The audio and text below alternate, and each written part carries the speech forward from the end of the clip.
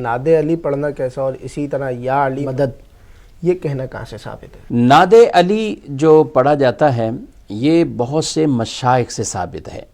کتب حدیث کے اندر تو اس کا تذکرہ نہیں ہے، البتہ بکثرت مشائخ کا ذکر امام اہل سنت اعلیٰ حضرت شاہ امام احمد رضا خان رحمۃ اللہ تعالی علیہ نے، بڑے بڑے افراد اور محدثین کا بھی آپ نے تذکرہ فرمایا کہ باقاعدہ یہ وظائف کے طور پر وظائف کی کتب میں کہ جسے اتنے زیادہ علماء نے اسے نقل کیا ہے تو اس طور پر فرمایا کہ یہ بالکل ثابت ہے اور اس کو پڑھا جا سکتا ہے.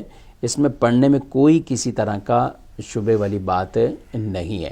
جہاں تک تعلق رہا یا علی کہنا، یا علی مدد کہنا، تو یا علی مدد بالکل کہا جا سکتا ہے.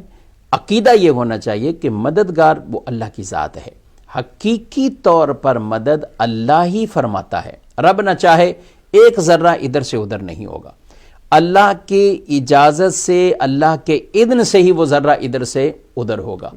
تو جو مدد ہے وہ بھی اللہ ہی مالک و مختار ہے، اس مدد کا حقیقی مالک بھی وہی، مختار بھی وہی. وہ نہ چاہے تو کوئی کچھ بھی نہیں کر سکتا.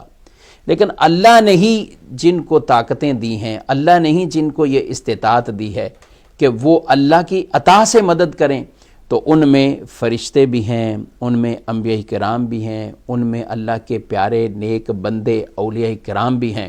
اور اولیاء کرام میں سب سے افضل ترین جو کیٹیگری اولیاء کی ہے وہ حضرات صحابہ کرام ہیں. اور حضرات صحابہ کرام میں سے بھی سب سے جو افضل ترین صحابہ ہیں خلفائے راشدین ہیں، اور مولا کائنات رضی اللہ تعالیٰ عنہ ان خلفائے راشدین میں سے ہیں، چوتھے خلیفہ ہیں. تو یہ بات یاد رہنی چاہیے کہ جب ہم اللہ کے کسی پیارے کو مدد کے لیے بلاتے ہیں تو یہ عقیدہ، اس عقیدے کے ساتھ کہ اللہ مددگار ہے، اللہ کی عطا سے یہ مدد کریں گے.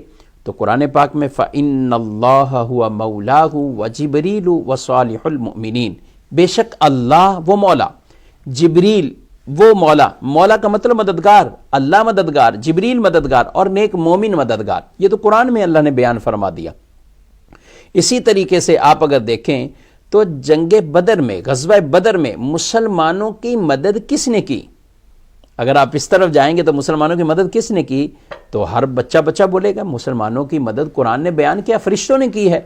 تو فرشتے اللہ کی عطا سے جب مدد کر سکتے ہیں تو پھر اللہ کے نبی کیوں نہیں کر سکتے، اولیاء کرام کیوں نہیں کر سکتے؟ حدیث پاک میں ارشاد فرمایا نبی کریم صلی اللہ علیہ وسلم کی ایک حدیث ہے کہ جب تم کسی ایسی جگہ پر بھٹک جاؤ، سنسان علاقے میں ہو، اور وہاں تمہیں کوئی بھی انسیت دینے والا، مدد کرنے والا، کوئی بات کرنے والا آدمی نہیں ملتا، تو اس وقت بھی یہ کلمات کرو، اعینونی یا عباد اللہ، اغیثونی یا عباد اللہ. یہ کلمات روایات میں بیان کیے. فرمایا کچھ اللہ کے بندے ایسے ہیں کہ ہم انہیں نہیں دیکھ رہے مگر وہ وہاں موجود رہتے ہیں اور وہ مدد بھی کرتے ہیں. تو اس لیے اس نیت کے ساتھ، اس ارادے کے ساتھ کہ اللہ مددگار ہے، اللہ کی دی ہوئی طاقت سے اللہ کے نیک بندے بھی مدد کرتے ہیں، اللہ کے فرشتے بھی مدد کرتے ہیں، اللہ کے انبیاء کرام بھی مدد کرتے ہیں. تو جب عقیدہ یہ ہے تو پھر کسی طرح کا کوئی شرک کا بھی شائبہ نہیں ہے. شرک وہ ہوتا ہے کہ جو چیز جیسے آپ اللہ کے لیے مان رہے ہیں دوسرے کے لیے بھی ویسے مانیں.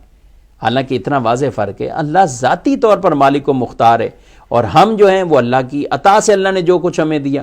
مثال کے طور پر ہماری آنکھیں ہیں، ہم دیکھ رہے ہیں، میں آپ کو دیکھ رہا ہوں، میں آپ کی طرف دیکھ رہا ہوں، آپ لوگ سب دیکھ رہے ہیں. تو یہ کیا ہے؟ بصیر، یعنی دیکھنے والے کو کیا کہتے ہیں؟ بصیر، دیکھنے والا.